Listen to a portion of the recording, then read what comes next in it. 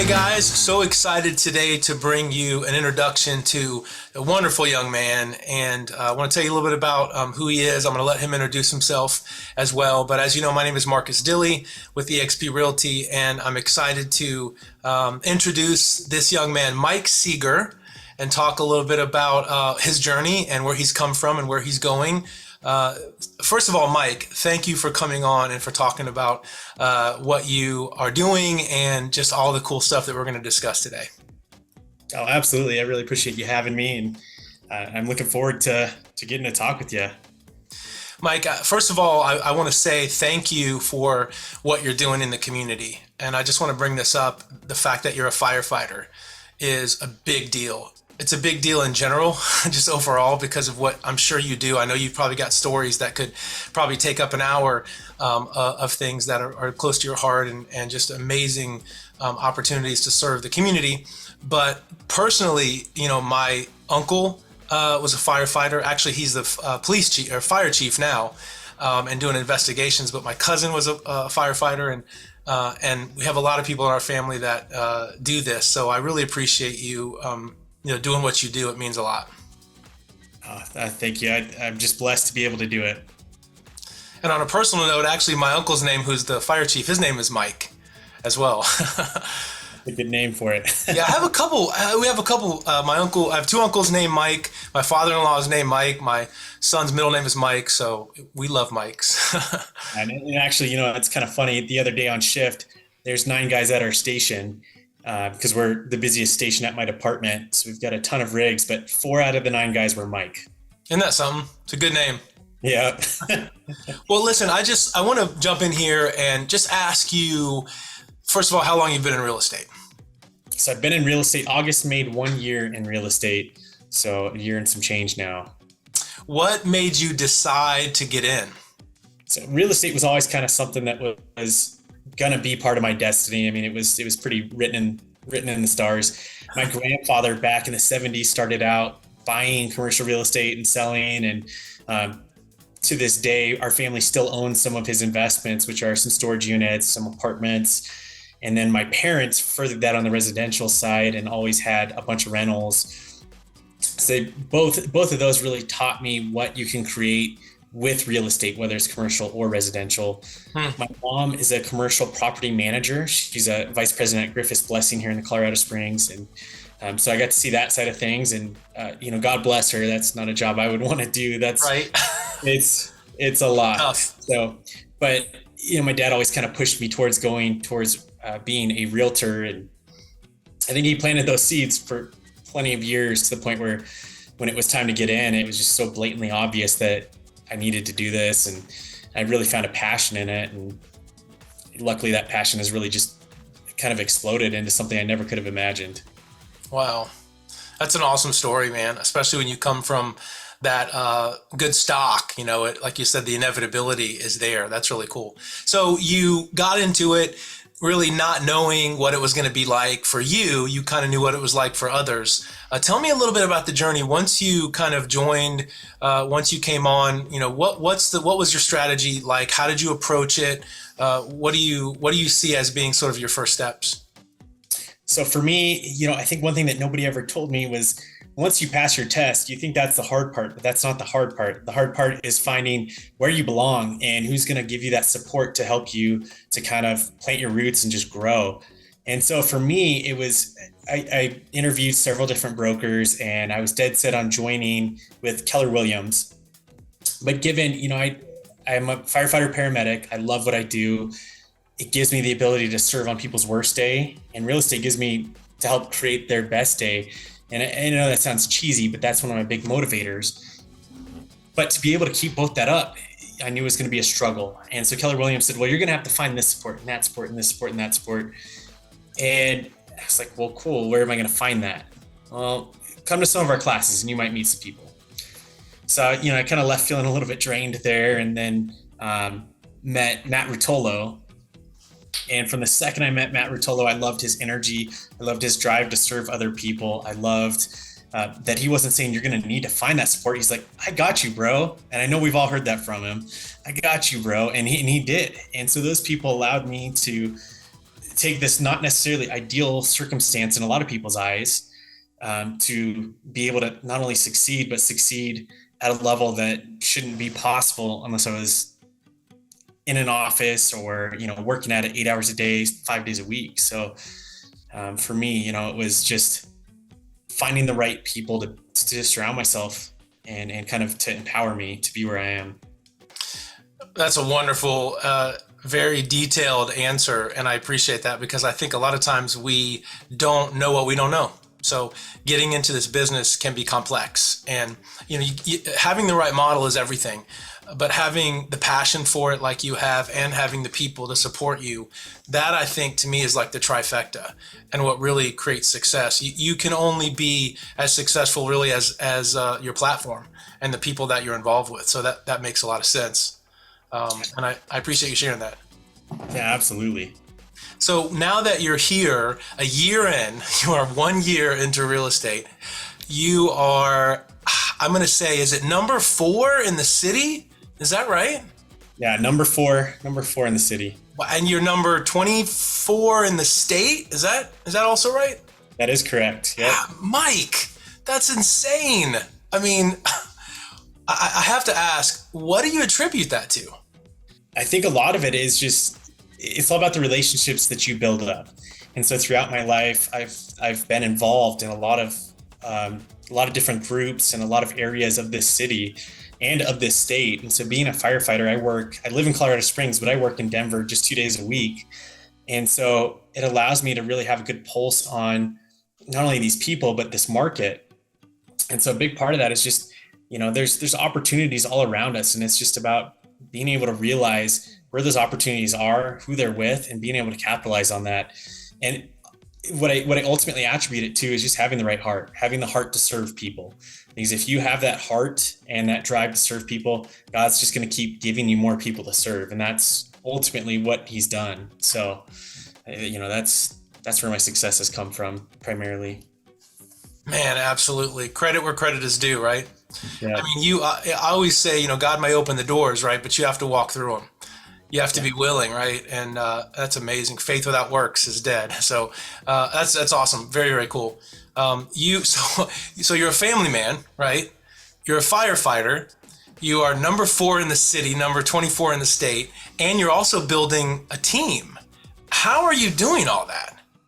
It's just being willing to find that balance. And so I haven't always had that balance. And it's something that my wife has helped me to realize that, you can be geared only solely towards success and you're going to feel hollow, you're going to feel empty.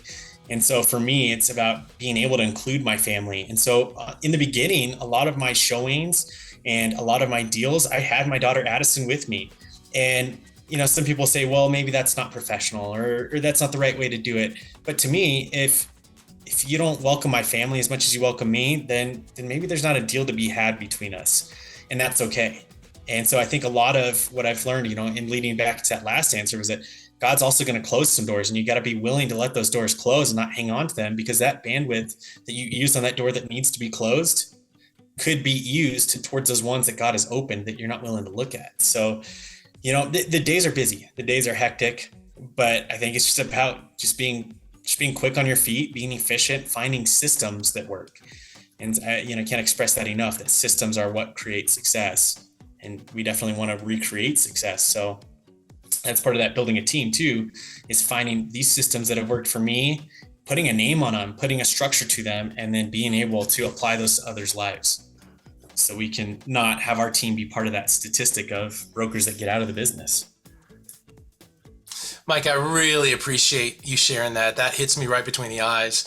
And I appreciate you. You're such a busy guy. I appreciate you taking the time to come on here and share this with us, because I know a lot of people are going to get value from this because they see you and go, well, how do they do it? How is it possible that they're able to make this success? And it is a combination of things. It is the right heart. It is the right people. It is the right model. It's having the passion. It's having sort of, the ramp up period.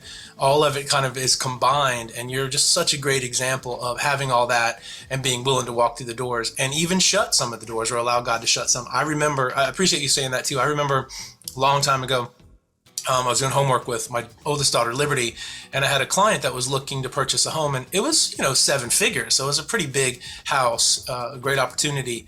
And I couldn't talk to her at that time because I was doing homework with Liberty. And she said, well, I don't think I want to work with you because my whole life I've always put my clients ahead of my family. That's what I know. That was her experience. And at that moment we parted ways because we were not a good fit, and it's okay. I'm not condemning or judging her, and hopefully she's not condemning or judging me. If she is, oh well. But I know that in that moment it was more important that I spend time pouring into my daughter, because there's always going to be clients that are the right fit, and sometimes clients are the wrong fit, and knowing the difference and being willing to step through that door or allow it to shut and move on to the next one can be crucial in your success. So I appreciate you bringing that up too, because I think that's something a lot of people miss. Yeah. Oh, absolutely. There's only so many hours in a day, and so you want to make sure that you're serving those people that you were supposed to serve. So and it's not always easy to recognize. There are some deals where you're counting the commission, and I think that's where we get tied up in not being able to close the door that needs to be closed, because we already counted the commission, not counting the impact. So yeah, it's funny. I used to preach to all my agents, make sure that you're always putting their needs ahead of yours. I said I would rather lose your business now and gain it later, rather than sort of force a square peg and then not just lose that individual's business, but everybody they come into contact with. You have to be willing to sacrifice. And the beauty of it is, if you do, I used to say, chase the people. Don't ever chase the money. Make sure that you take care of them and you put them first. If you do, really the money will come. It'll, if you really put the people first. What's interesting, because it's a little counterintuitive, because people think business minded, in a business minded way, you really do have to focus on the bottom line, which you do. But if you take care of the people, the money falls out of the sky, right? If you chase the money, the people disappear because they can smell, commission breath a mile away. 100%. And like, even a great example of that was that I had a personal friend who had used a realtor on multiple other transactions in the past before I was a realtor. And I saw that this friend was looking to get into a new build, and her realtor would not show her new builds because she had that commission breath. She was looking, okay, where can I make this money right now? Well, fast forward 9 months. Yeah, it was a long process, but I got her into a very nice new build, and also sold her other house. So you took care of her. She felt protected. She felt guarded. She knew you were fighting for her best interests. Not only did you take care of her, but you have, in your heart of hearts, that now you have a client for life. Yeah, and she trusts you. Yeah, and she's going to tell people about that story, and of that the commission isn't what meant the most. It was making sure that they got into a house that they love. I'd rather you be in a house that you love, not the one that gets me the most money or the soonest money. 100%. For me, it always comes back to, having the right heart, having the right heart set, mindset, and skill set. Those things kind of have to intersect. The skill set without the heart set might be able to get you, a little bit, far, but it's going to end. It's going to slap you in the face. You're going to come to a dead end. Having the heart set without the skill set, I think is much better in some cases, because you can develop the skill set, right? Yeah. The mindset and the skill set you can develop. The heart set, I feel like, you kind of have it or you don't. And I love that that's your foundation. It's interesting, real quick, I had a similar situation in that I had a client that I spent a lot of time with. I was going to sell his home, good size home, 700K-ish, and spent a lot of time, had lunch, went through multiple times where I drove over to the house and talked about what they needed to do to get it ready to sell. It's a lot of work that they needed to do to it to maximize their profit. And this is when Opendoor was buying properties well above market, right? Before they went through everything that they're going through now, which again, you get what you pay for. Eventually it's all going to come out in the wash, as they say. So, but at this time they were overpaying. So he calls me after many, many weeks and says, hey, I'm thinking about selling to Opendoor. What do you think? And he trusted me at the time. I'd worked with him in the past on some investments. And I looked at the numbers, Mike, and I said, you need to sell to Opendoor. Yeah. I said, look, what you're going to have to do to put the property on the market, from what I'm seeing, is a lot of work and it's a lot of money. And I don't think I'm going to be able to get you as much after all that work as Open Door. And they wanted to buy it as is. So I told him, I said, sell it to Open Door. And he did. And he made good money. And then like 3 weeks later, he calls me and says, my dad has a commercial property in California. And, in North Carolina, it would probably be worth, 800,000. And in California, it was worth, 5 times that.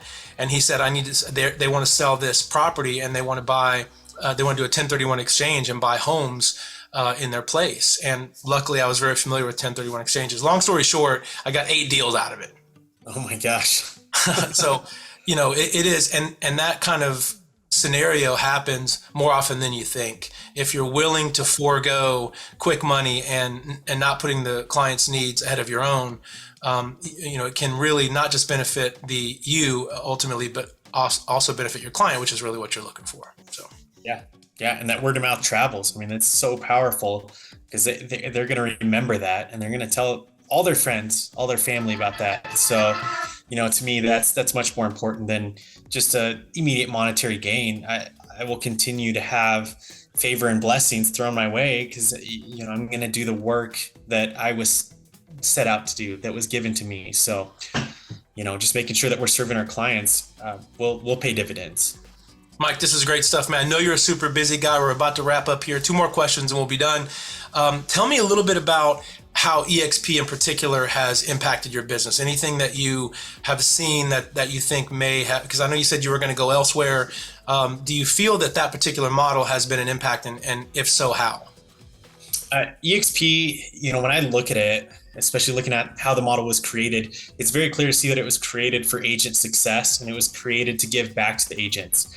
So, every brokerage is going to have their split. They're going to have their capping amount.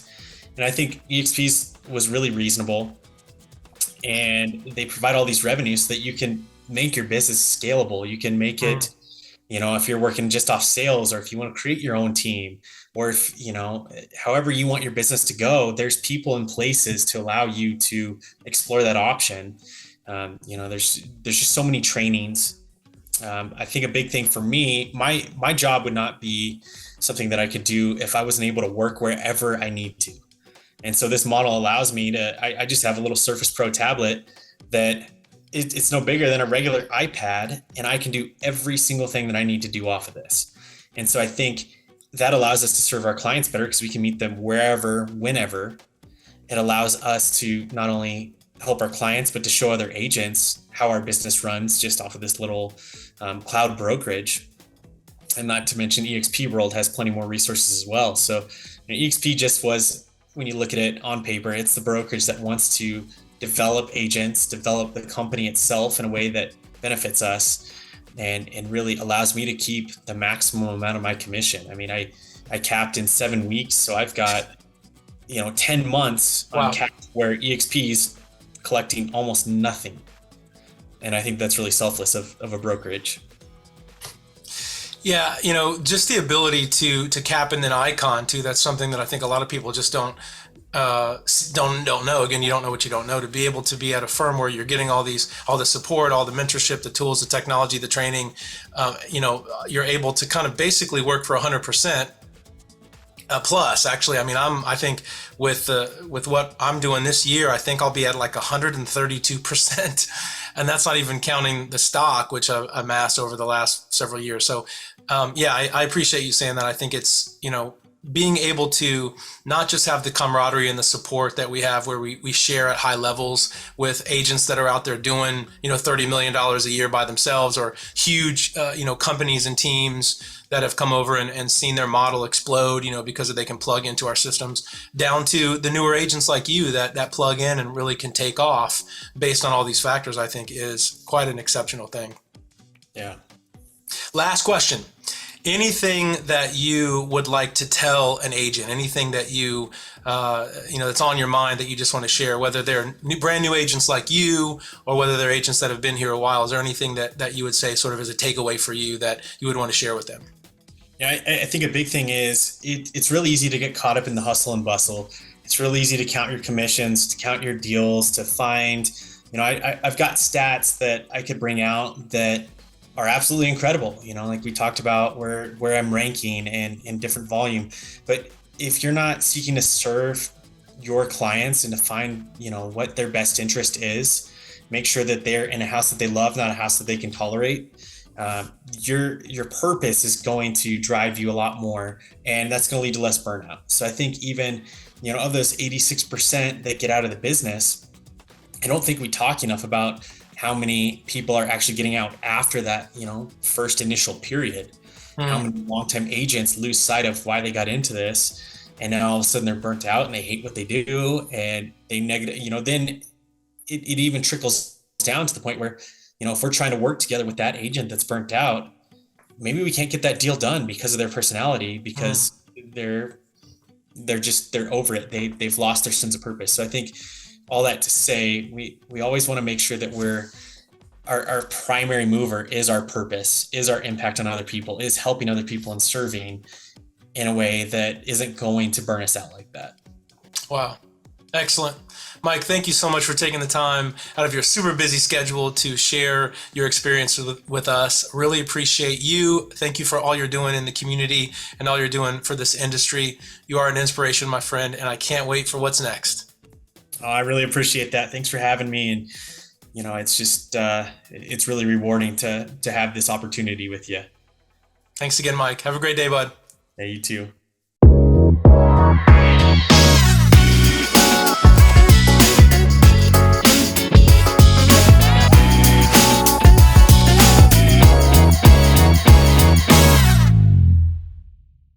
In all seriousness, man, I cannot tell you how much I appreciate you doing this, because it is the fact that you can give back. There's a lot of ego in real estate.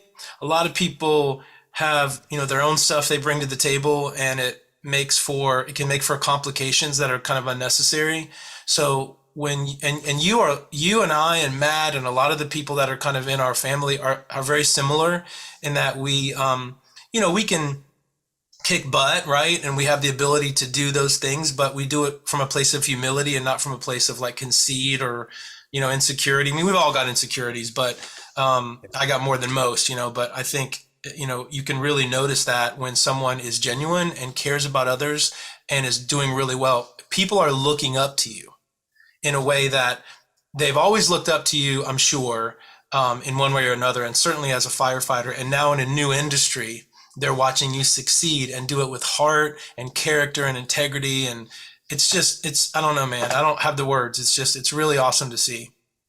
I appreciate that, especially coming from you. I have a lot of respect for you and what you've helped create, because your success led to my success. So I think you hit the nail on the head, though. It's about humility, because it's really easy to be like, oh yeah, I'm doing fantastic. I'm doing better than all these other people. Like, it's not about that. I Yeah. mean, I've been blessed. In my opinion, I don't deserve the success that I've seen, and I'm Mm. just extremely grateful that I have seen it. Yeah. So I think that even more I know leads that to why feeling. I teach others. What's that? That leads to even more why I want to help others see that same success.